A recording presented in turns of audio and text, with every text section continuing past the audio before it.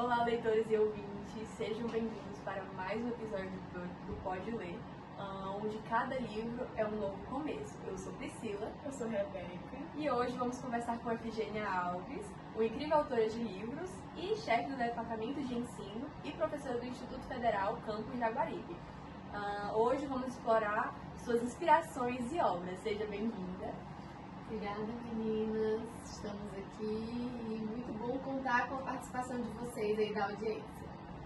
Para começar, conte-nos um pouco sobre como começou no mundo dos livros e como foi seu primeiro contato com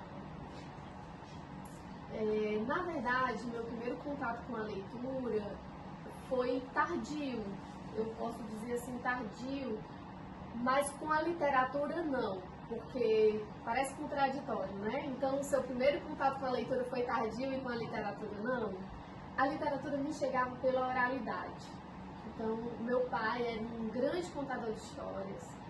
E histórias de reinos, de espertões, de ladrões, de princesas, de reinos encantados, de outros mundos. Então, ele alimentou o nosso imaginário dos filhos, né? E eram histórias constantes. Ele não sabia ler no sentido restrito da palavra, né? Porque Paulo Freire diz que a leitura do mundo precede a leitura da palavra. Eles tinham letramentos na experiência, né, de viver, mas eles não sabiam ler e escrever, pensando aqui no código linguístico. Nem ele, nem minha mãe, nem meu pai, nem minha mãe. Então, eles não tinham como ler pra gente. E na nossa casa não tinha livros. Talvez muito por isso. E também eles não compreenderiam, por uma questão de construção cultural, a importância da presença de livros na vida das crianças, né, dos filhos. E eu acho que essa questão da oralidade, as histórias que ele contava, não era por entender que era importante também para o nosso percurso formativo, linguístico, porque as histórias também nos ajudam nesse sentido, mas porque eles gostavam de histórias, talvez elas alimentassem a eles também. Então, a leitura chegou de forma tardia quando eu já estava na escola, e eu entrei na escola também de forma tardia, quando a gente pensa a partir da perspectiva de hoje, que as crianças precisam ir a partir de 4 anos já é obrigado a estar na escola. Na época que eu era criança, não. E então a leitura veio tardia, quando eu já estava na escola e muito lá na frente, porque a escola também não trabalhava com o processo de letramento literário. Trabalhava com um letramento mais restrito da palavra em si, mas o letramento literário não. Mas a literatura chegou cedo, chegou eu ainda muito pequena, pela oralidade. E quando você percebeu que queria não apenas ler histórias, mas também escrevê-las? Eu não teria um marco, um dia, assim, um tempo de dizer assim, foi tal período. Porque para mim a leitura e a escrita esteve sempre muito imbricada, esse processo. Eu lembro que a minha primeira história que eu escrevi, eu tinha 8 anos de idade, eu escrevi o primeiro conto, que na época eu não tinha noção de gênero, não sabia o que era nada de gênero, claro, eu era só uma criança. Mas cheia de imaginações, e eu acredito muito pelas histórias que eu ouvia. Então eu criei meu primeiro conto aos 8 anos. Poesia, também eu escrevi poesias muito cedo. Eu lembro do poema de Carlos Drummond de Andrade, A Pedra no Caminho, né? No meio do caminho tinha uma pedra no meio do caminho.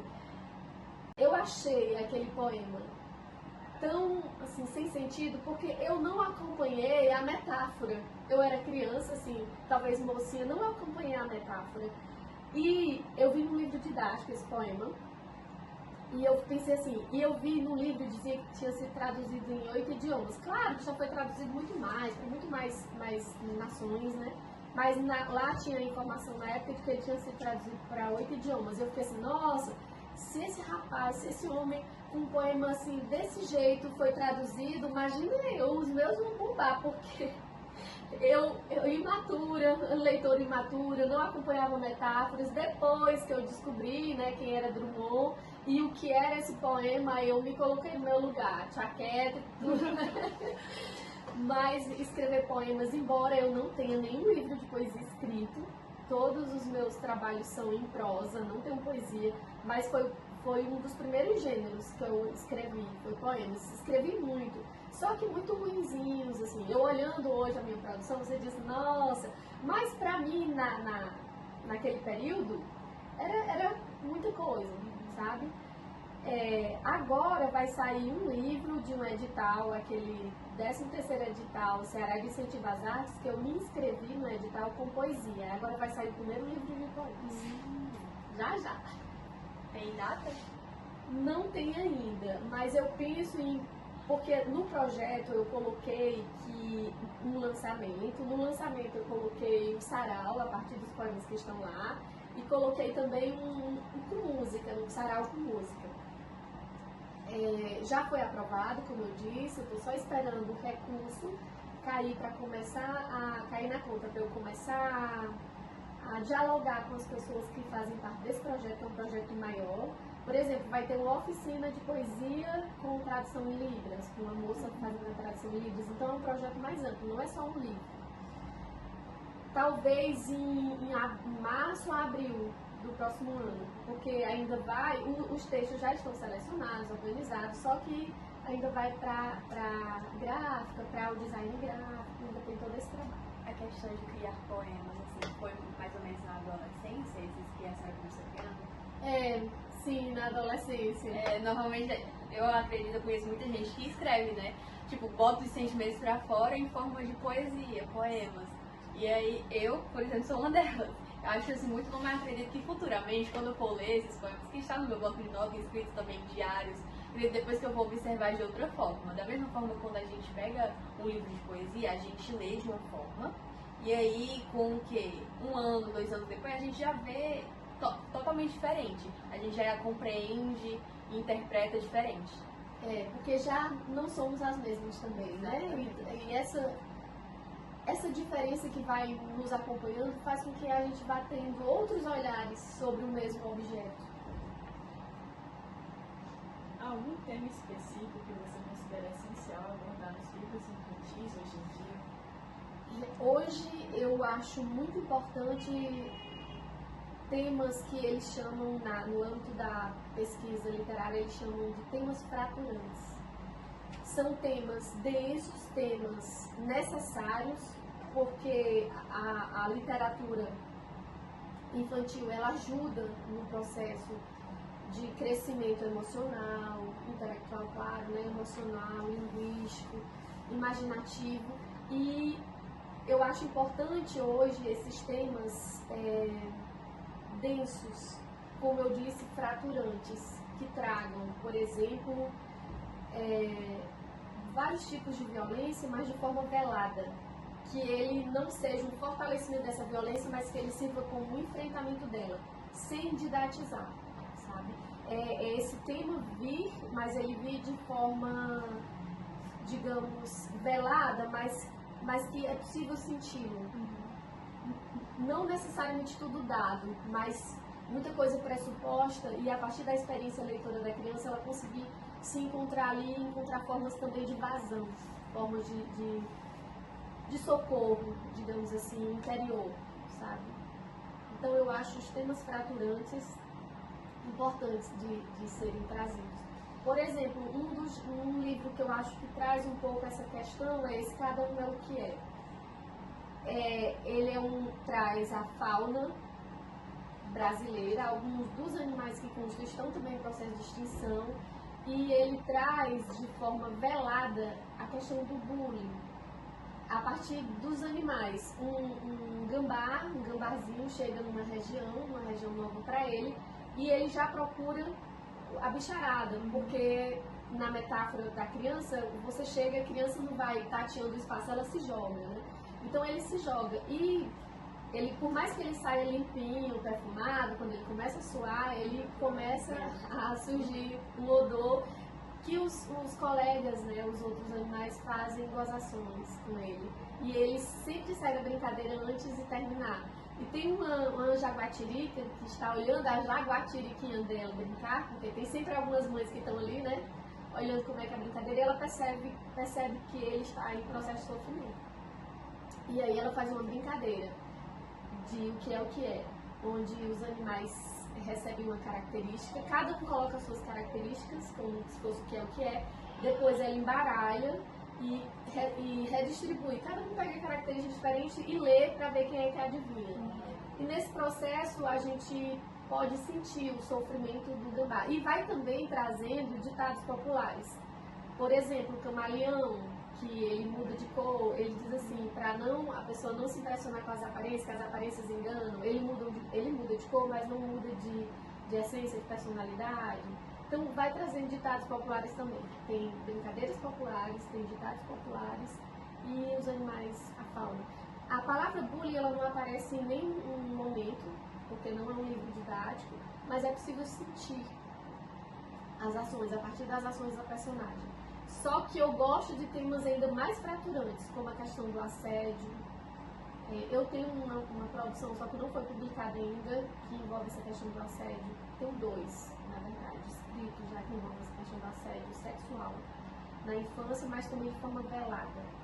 Então, assim, eu acredito que uma criança que não tem experienciado, ela não consegue o aprofundamento nas profundezas do texto.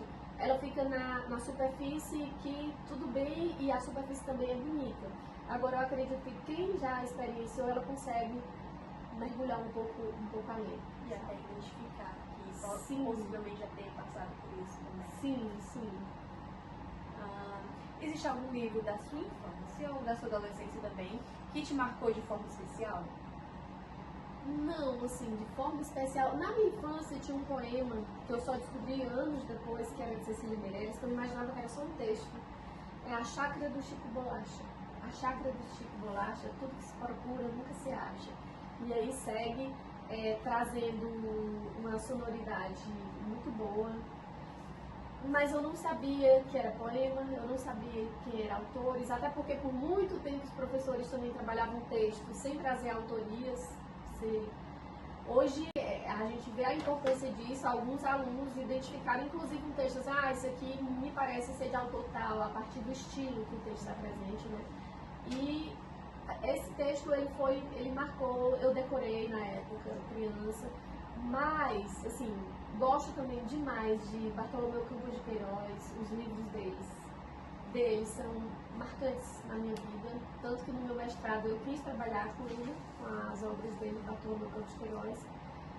Clarice Lispector eu amo, eu acho, eu vejo assim no Brasil uma das autoras, a melhor autora para mim, Clarice Lispector, porque eu acho ela muito enigmática.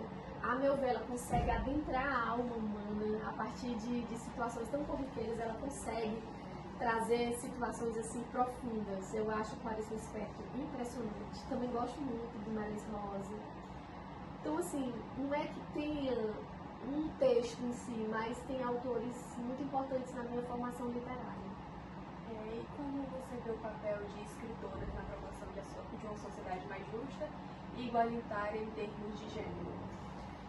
Por muito tempo nós tivemos e ainda tem, né? Uma sociedade muito machista, onde algumas mulheres, para terem suas obras lidas, elas precisavam assinar como homens. Então, que se escondia através de um pseudônimo masculino. E quando colocava um texto seu para uma avaliação, ela colocava como se fosse um homem que tivesse escrito, porque sabia que haveria mais possibilidade de ser lido e de ser considerado. Então, a ideia de ter mais mulheres produzindo, não é que tenha mais mulheres produzindo, não, eu nem acho que seja essa a situação, não, mas sendo vistas, porque eu entendo que as mulheres sempre produziram e quantas delas permaneceram no anonimato, exatamente por serem mulheres, não terem o texto validado, publicamente validado. Mas hoje a gente vê essa maior visibilidade e eu acho que isso faz com que a gente tenha uma equidade no sentido da produção. E precisa a gente reforçar a ideia da escrita feminina, da escrita e divulgação dessa escrita, né? Não só a escrita, mas a divulgação dela. Então, eu entendo que é necessário essa luta. Não é assim, só leia mulheres, mas leia mulheres também, sabe?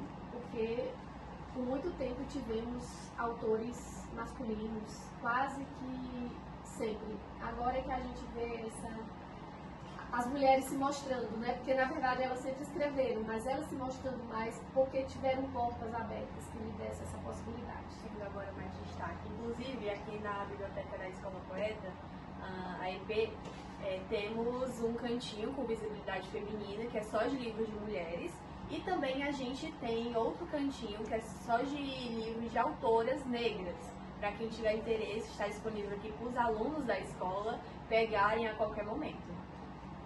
Importantíssimo demais essa ação. Quando eu cheguei já fui vendo nesses destaques, importantíssimo. Nos fale qual foi o livro que mudou a sua vida. Não tem assim um livro que mudou a minha vida.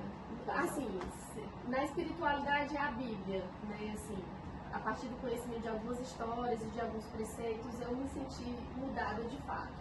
Mas, assim, no âmbito da literatura, eu acho que é um combo, que é um conjunto de livros que me mudaram no sentido de maturação, de sensibilidade. Mas, assim, que diga assim, olha, quando eu li esse livro foi desvelador. Não, eu não consigo mencionar um livro, assim, desvelador, sabe? Porque, tipo assim, não é justamente um livro. Pode ser, sim, vários livros que vão mudando. Te moldando ao longo do tempo, você vai lendo e vai aos pouquinhos mudando algumas percepções de você, te amadurecendo também. Sim. Agora tem alguns livros, alguns textos que a gente lê assim, e diz assim, como alguém conseguiu escrever isso, né? Como alguém conseguiu trazer isso em palavras de forma tão bonita, tão profunda, tão impactante. Então tem alguns textos que realmente assim, são surpreendentes, sabe? Estamos no final de mais um episódio. E para concluirmos, que dica você daria para quem está começando a escrever ou quer começar a ler mais, desenvolver a leitura? Nós falamos sempre que o tempo nos consome, né? Mas é importante a gente refletir assim, eu não leio porque eu não tenho tempo, mas eu também não vou para as redes sociais porque eu não tenho tempo, ou a gente seleciona alguns tempos, né? Eu vou estar em determinados espaços, digamos, online, por um tempo, às vezes quando a gente olha é um tempo gigantesco, quando a gente vai, nem percebe que o tempo passou, mas está lá, mas alegamos que não temos tempo para a leitura. Então, se não há tempo para a leitura, muitas outras coisas também não deveria haver esse tempo. Então, eu acho que a gente precisa repensar sobre a utilização desse tempo. Eu não sou contra as redes sociais e utilizo e acho ótimo. Eu só entendo que nós precisamos nos dedicar um pouco mais à leitura. Inclusive, tem um artigo de uma pesquisa realizada pela Universidade de Roma que diz que a leitura nos deixa mais felizes, porque ela produz organicamente, né, não é enzimas, me ajudem aí, biologia. Hormônios, eu acho que é dopamina no caso, né, que é o hormônio da alegria, do bem-estar. Então, não é essa leitura pontuada de você ler nas redes sociais uma frase, mas essa leitura onde você emerge de fato e fica imersa naquele texto, né? Fica imersa. Isso, onde a sua concentração está ali, segundo eles colocam, acho que 90%, 93% ali no texto, e você se desliga da temporalidade imediata e está ali no texto, construindo, a partir do imaginário, né? Construindo situações que a leitura vai promovendo. Então, essa leitura, ela traz, segundo essa pesquisa, felicidade. E aí, para quem quer ler, quem quer escrever, ler muito, porque a leitura vai lhe dando possibilidades de mundos. Quem escreve, a forma de ler também eu acredito que muda, porque tem a parte do deleite, mas você vai também percebendo as construções linguísticas que o autor vai trazendo, e isso pode ir também afinando o seu processo de escrita. Então eu penso, quer escrever? Leia muito, esteja aberta, seja perceptiva ao mundo. Por exemplo, passar por um determinado espaço, ouvir uma determinada história e você conseguir transformar aquilo em arte. Então, ter uma percepção mais afinada também do cotidiano. Porque às vezes a pessoa quer um fenômeno, mas a gente vê assim, tantos textos maravilhosos que partiram de situações cotidianas, né? Então, ser mais atenta a esse cotidiano e ver que ele tem uma potência gigantesca de ser transformado em arte. E ler muito. Eu penso que essa seja a dica, assim, que não é nova, né? Mas reforçando o que já foi dito por vários autores, inúmeros autores. Quer escrever, seja uma grande leitura. E ler reconhecimento. Sim, sim. Quem lê fica mais sabido. A meu ver, fica mais sensível também. Pois é, Efigênia, foi um prazer conversar com você. Muito obrigada por compartilhar suas experiências e conceitos conosco. Obrigada, eu também agradeço a oportunidade de estar aqui com vocês. Desses textos, eu escrevo porque eu tenho uma necessidade mesmo, assim, pessoal de escrita. Cada um tem uma forma de dar vazão às suas sensações, às suas emoções, o seu modo de ser e estar no mundo. E eu encontro na escrita esse modo que me ajuda bastante. E dentre esses livros, eles também têm trazido alguns ganhos financeiros, né? Tem 5, 6 dessas obras que foram premiadas e 5 delas o prêmio foi em dinheiro, foi uma questão financeira também, né? Então o financeiro vem como tabela. Convido vocês a acompanharem meu trabalho, eu também posto fotos com textos comumente nas redes sociais. Meu Instagram é efigenia.alves.palavra. E no período de pandemia também criei um canal no YouTube que é Efigênia Alves entre prosa e poesia. Lá tem crônicas, videocrônicas, tem videopoemas, tá? Então convido vocês a acompanhar o meu trabalho. Vamos deixar aí o link aí embaixo no vídeo do Instagram e no do YouTube também. E para nossos espectadores, não se esqueçam de nos seguir no Instagram, Pode Ler, e se inscrever no nosso canal no YouTube. E lembre-se, porque a cada livro é um novo começo. Até a próxima!